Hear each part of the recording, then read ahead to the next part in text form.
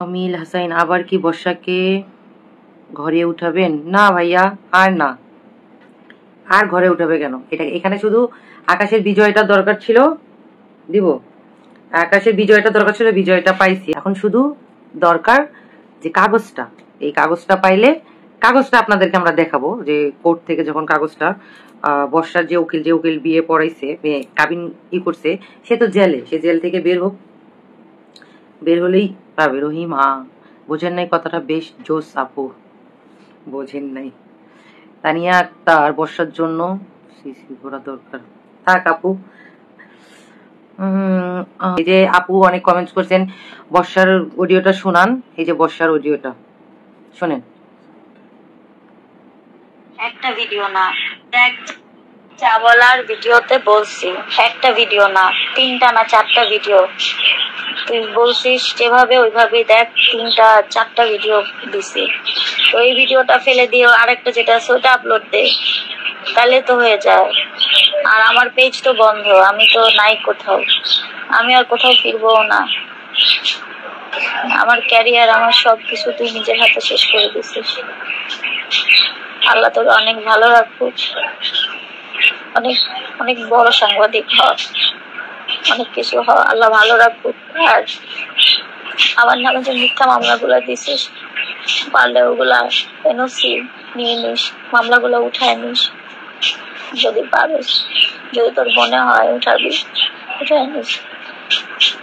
আমার আর কিছু বলার নাই, আমার দুনিয়াতে কেউ নাই আমার আল্লাহ ছাড়া। আমি সব হারাইছি, সব। আমার এখন আর হারানোর কোনো কিছু নাই।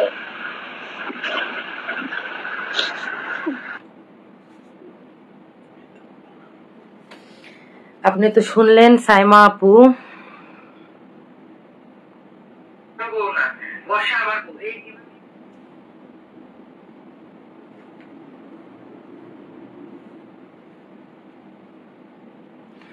আপু একটা কথাই বলছেন, 2 বছর লুকানোর কারণ কি ছিল যেটা পুরো পরিবার মেনে নিলেন?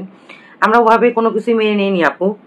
আসলে রাসেল মিয়ার যে মামলাগুলো হয়েছে, তো এই মামলা চলতে কিছুদিন সময় লাগে, তাই না? তো বর্ষার একটাই কথা ছিল যে 2 বছর পরে আমরা বিয়েটা একদম কমিউনিটি সেন্টারে সাংবাদিক মেলে মিডিয়ার সামনে করব।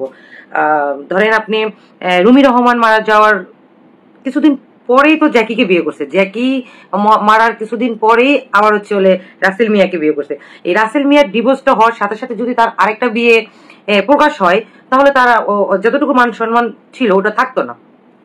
সেই জন্য বলছিল যে আমি 2 বছর পরে বিয়েটা করব, আপনাদের সামনে আনবে। এটার জন্যই কিন্তু 2 মাসের মধ্যেই সব উল্টে গেছে। 2 মাসের মধ্যে মুন্না খান কাতার থেকে বাংলাদেশে আসছে, এর মধ্যে সব উল্টাপাল্টা হয়ে গেছে। আর সে যদি ইগনোর না করতো, সে যদি আকাশকে বলতো যে আমার ভালো লাগছে না বা আমি তোমার সাথে সংসার করবো না, আকাশ বলছিল যে বাসার মধ্যে বসে তুমি কাগজ দিয়ে যাও, তাহলে যে 10 লক্ষ টাকার কাগজ সেটা যদি দিয়ে যাইতো মুন্না খানের সাথে, সে যেখানে যাক, এটা কিন্তু আমাদের গায়ে লাগতো না। সে বরঞ্চ মুন্না খানের কাছে গিয়ে মুন্না খানের টাকার গরম এসে কি বলছে যে ওরা খুবই নিডি ফ্যামিলি, একটু ভালো খেতে চায়, আমরা অনেক আমরা খুবই নিডি ফ্যামিলি, মানে ভালো খেতে চায়, গরু মাংস খেতে চায়, তারপর রোজ রোজ ওর কাছ থেকে নিউজের জন্য টাকা নেয়, তারপর ড্রাইভার হওয়ার যোগ্যতা নাই, ওর ব্যাগ ক্যারি করার জন্য রাখছে। আপনি যদি একজনকে হসপিটাল থেকে উঠে নিয়ে আসেন, শত খারাপ জানার পরও আপনি একজনকে বিয়ে করেন, তারপরে যদি সবসময় তার বিপদে পাশে থাকেন, রাসেল মিয়ার বিপদ থেকে শুরু করে তার অসুস্থতার থেকে শুরু করে এত কিছু করার পরে যদি আকাশকে সে ক্যারিংম্যান বানায় দেয়, ড্রাইভার বানায় দেয়, তখন আকাশ কি ঘরের মধ্যে বসে থাকতো?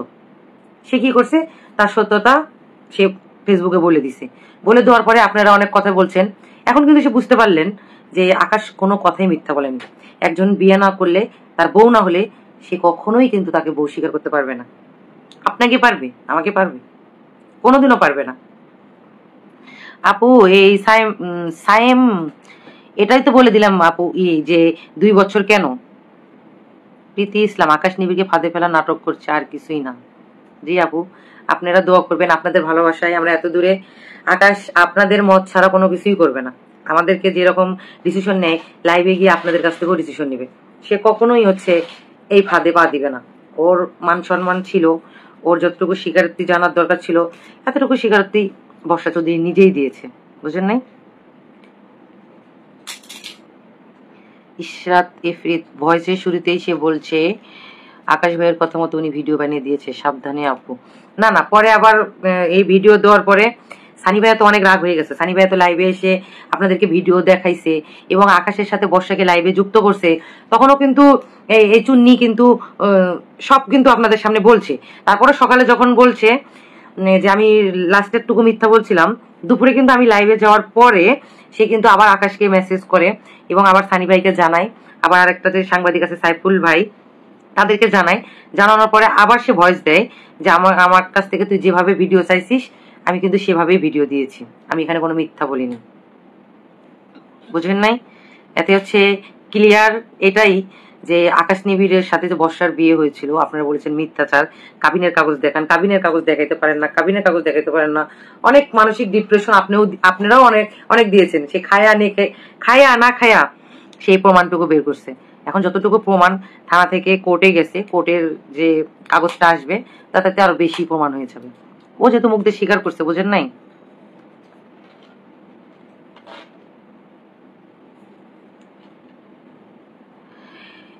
মনি রিমি আপু কি বর্ষা চৌধুরীরে কল দিছিলেন আপু? না আপু, আমি কেন বর্ষা চৌধুরীকে কল দিব?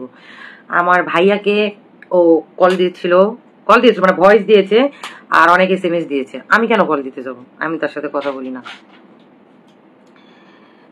সয়না আহমেদ সব দোষ মুন্না, এই লোক হঠাৎ আইসা সব দেখাইলো। মুন্না খান হচ্ছে আগুন আর বর্ষার কাছে বোম ছুড়াই দিছিল।